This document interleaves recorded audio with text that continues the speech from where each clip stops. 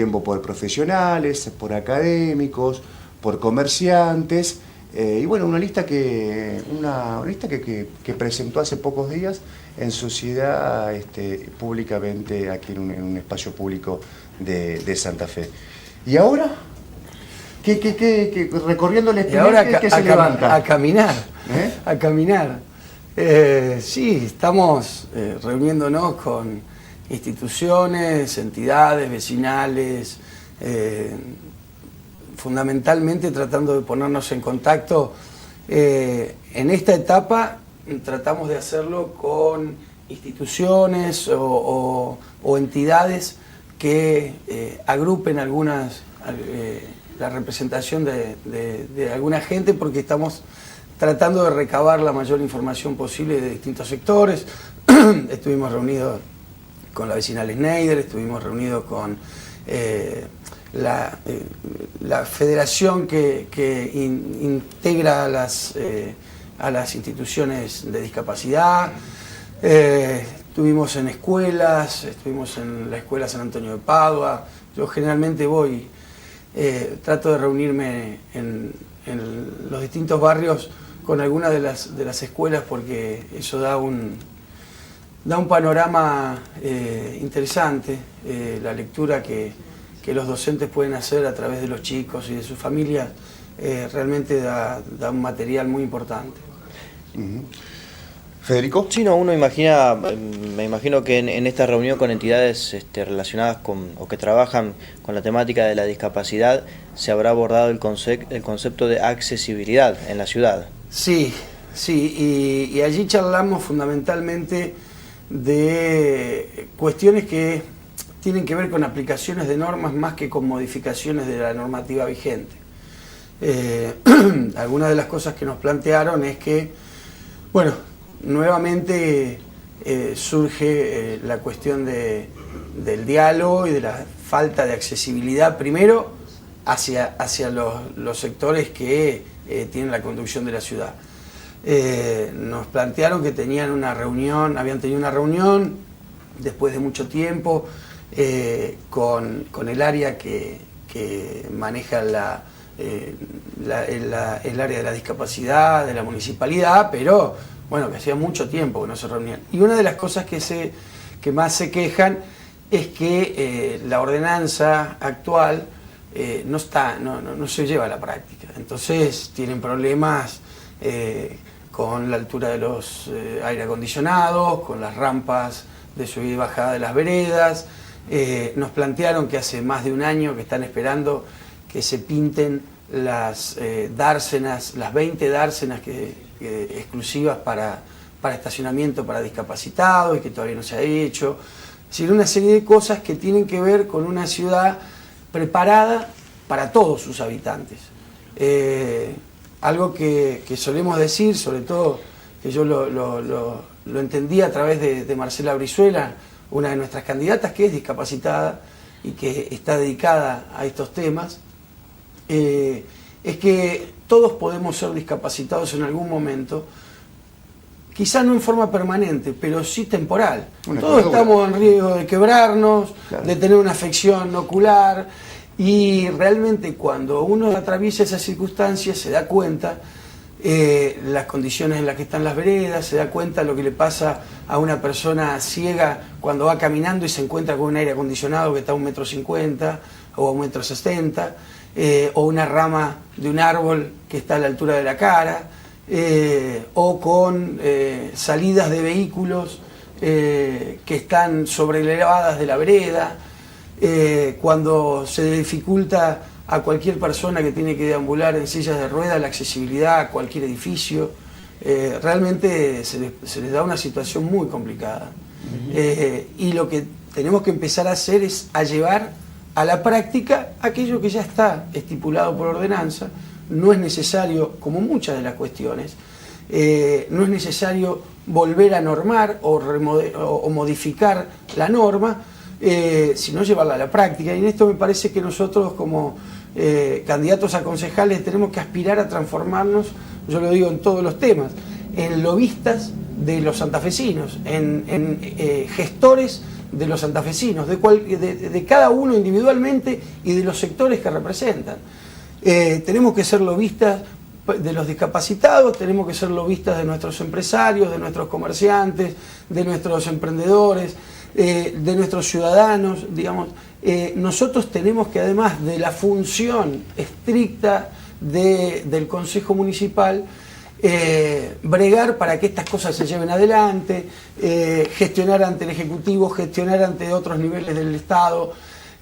Estuvimos ayer en la Escuela San Antonio de Padua, en Mocovía, el 10.200, que es una escuela que, como es una escuela particular incorporada, está dentro de las generales de la ley en la administración, como si fuera una escuela privada, pero realmente le resulta absolutamente imposible el cobro de la cuota. Los docentes ponen el 2% de su sueldo para el mantenimiento del edificio.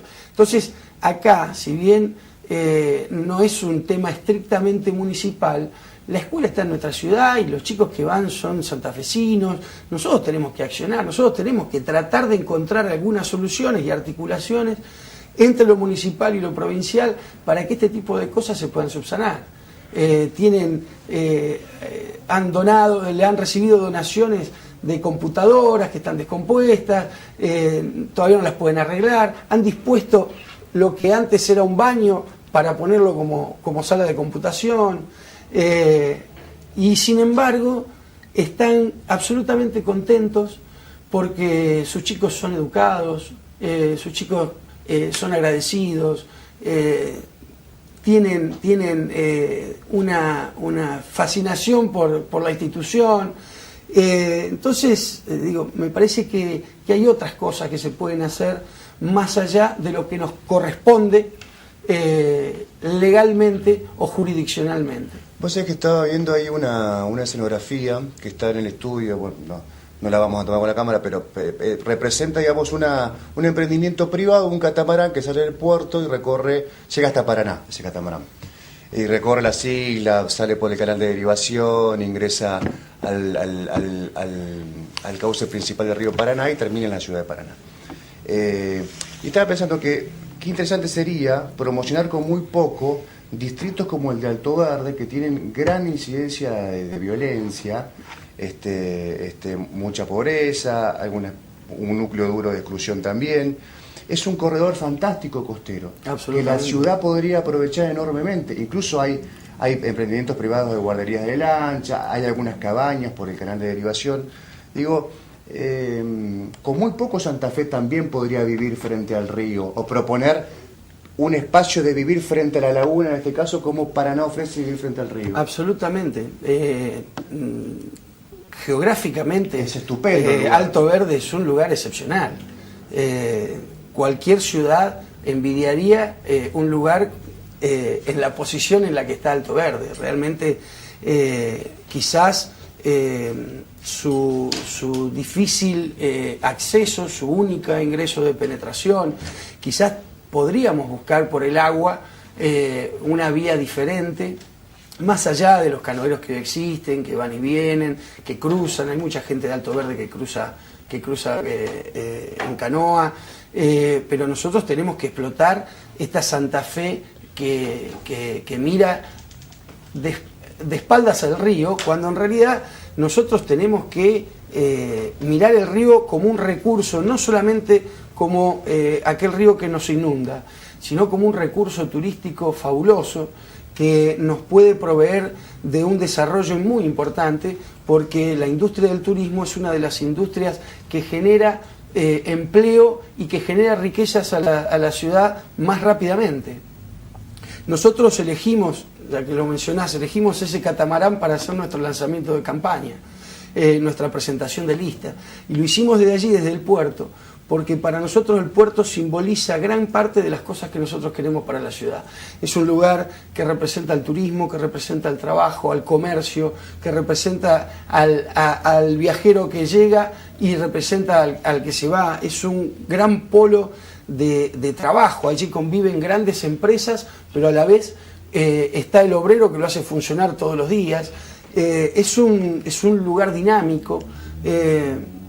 Para nosotros simboliza la Santa Fe que queremos para todos los santafesinos, porque también necesitamos un ciudadano, para recibir al turista necesitamos un ciudadano conforme con su ciudad, y para esto necesitamos todavía avanzar más sobre las carencias y las falencias que gran parte de los santafesinos tienen, sobre todo, y yo hago mucho hincapié en esto, en las vías de penetración. Para mí la vía de penetración barrial, la circulación de vehículos, de gente, le da de por sí a cualquier barrio una mirada distinta. Más gente en la calle, en las calles de los barrios, es un barrio más seguro. Cuanto más circulación hay, disminuye la inseguridad, aparecen los emprendimientos, aparecen los primeros comercios, se iluminan, se visten las casas, cambia hasta el humor de los vecinos de ese barrio. Entonces, y esto solo con la inversión inicial de la penetración y de la circulación. Si yo no tengo vía de circulación, si yo tengo una calle intransitable, esa calle seguramente es solitaria, es oscura, no tiene colectivo, no tiene circulación vehicular, allí no puede sobrevivir ningún negocio, ningún emprendimiento. Entonces, nosotros quizás tenemos que empezar a diagramar algunas cuestiones que tienen que ver con la planificación de las obras y darle esa penetración a los barrios, transitabilidad, hacerlos transitables de norte a sur, de este a oeste, darles movimiento y que los santafesinos se acostumbren a utilizar todas las calles de la ciudad. Realmente a recorrerla, porque es una ciudad que se ha extendido mucho, tenemos un norte muy extenso, al que le hacen falta muchas obras de conectividad. El año pasado, con el episodio del barrio Santa Rita II, a partir del cual, bueno, el municipio tomó una decisión de jugar una partida fuerte desde el punto de vista judicial y de la recuperación de las viviendas, evidenció de alguna manera no solo la impronta política del gobierno, que además tiene otras iniciativas, quiero decir, del gobierno de la ciudad o de la municipalidad, sino también una problemática. ¿Cómo se resuelve en la ciudad de Santa Fe esta problemática y si la municipalidad, a tu criterio, está actuando acertadamente o podría hacer de una manera diferente las cosas? No, me parece que en el caso de Santa Rita actuó con celeridad, con firmeza. Creo que, quienes habían ocupado en ese momento no habían ocupado casas solo deshabitadas, habían ocupado casas que estaban siendo adjudicadas a gente que tampoco la tenía. Si nosotros no damos un ordenamiento a estas cuestiones, evidentemente va a ser imposible hacer un plan de vivienda, porque cada vez que ese plan de vivienda esté en su etapa de finalización, va a haber gente que lo va a ir a ocupar, entonces es imposible mantenerlo en esos términos. Me parece que hay que buscar algunas alternativas que tienen que ver, yo insisto mucho en esto, en el trabajo compartido entre lo público y lo privado. Me parece que hay que mirar un poco alternativas de fideicomiso, no solamente hay mucha gente, porque, siempre cuando hablamos de planes habitacionales, hablamos de gente que no solo no tiene casa, sino que difícilmente tiene recursos para estas casas. O la capacidad de ahorro. Exactamente. Sí. Generalmente no tiene un trabajo en blanco, no puede presentar recibos. Entonces hay como dos cuestiones en la vivienda. Hay una gran falta de vivienda para gente de clase media, trabajo, sí tiene recibo en blanco, pero hoy no tiene la posibilidad de acceder a los créditos al precio de los créditos hipotecarios de hoy. No tiene un terreno y tiene que terminar alquilando, lo cual hace que hoy las inmobiliarias tengan listas de espera para alquiler. Entonces, esto que es en términos comerciales, digamos, redituable, son inversiones que se pueden recuperar fácilmente.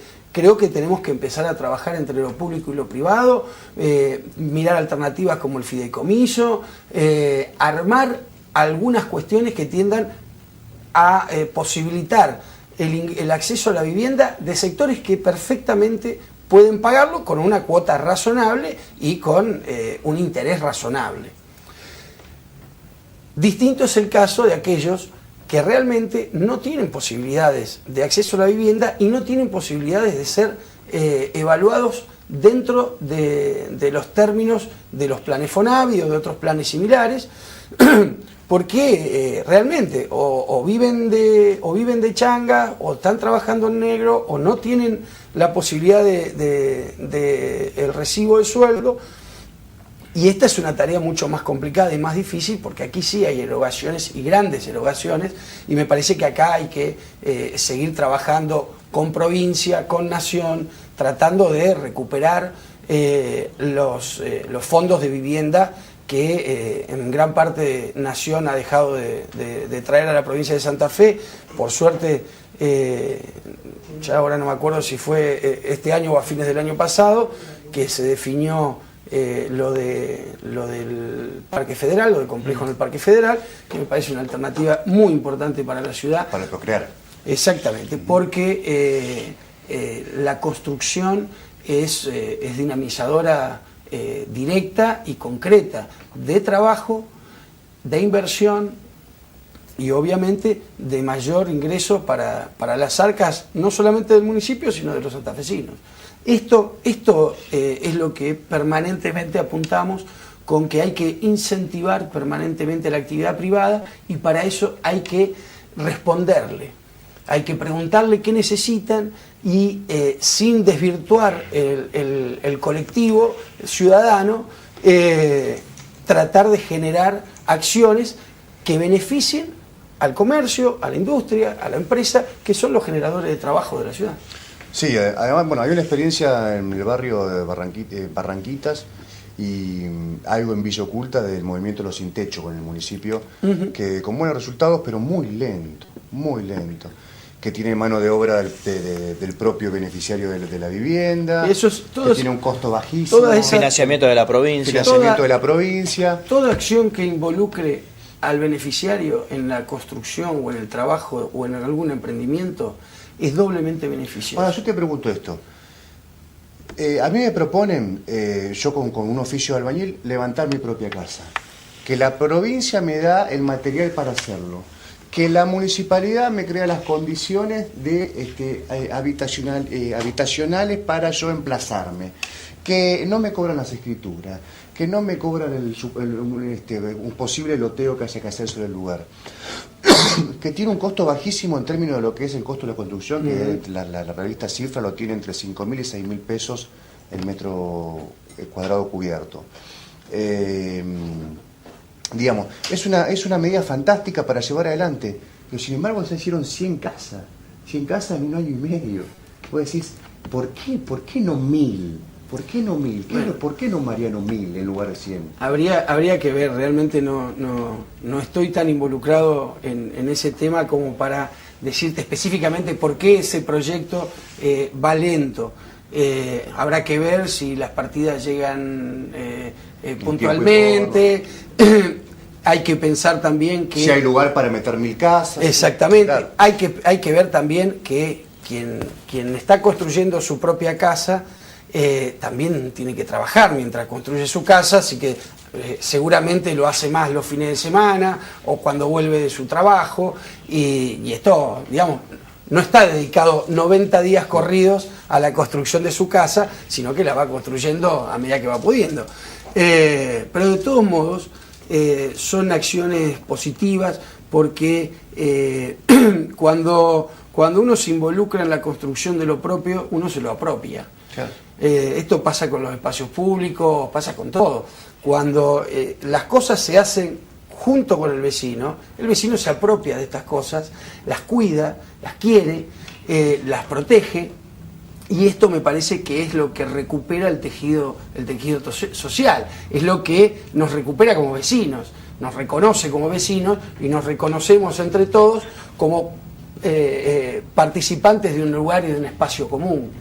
Estas actividades me parece que tienen mucho que ver y son muy importantes para recuperar esto que en gran parte es uno de los factores del deterioro de nuestra cohesión social. El no tener actividades y haber ido perdiendo esa condición de vecino, de conocernos, de tener nuestro teléfono con el vecino al lado, de saber quién vive enfrente, quién vive arriba y quién vive abajo, y abandonar el individualismo, abandonar esta cuestión de ser solo habitante de la ciudad y transformarnos en ciudadanos y en vecinos de la ciudad. Gracias por la visita. No, gracias a ustedes. Buenas tardes, que tengan buenas tardes, Mariano. Gracias. Vamos a una pausa comercial y ya desarrollamos 2 o 3 temas que nos quedaron pendientes.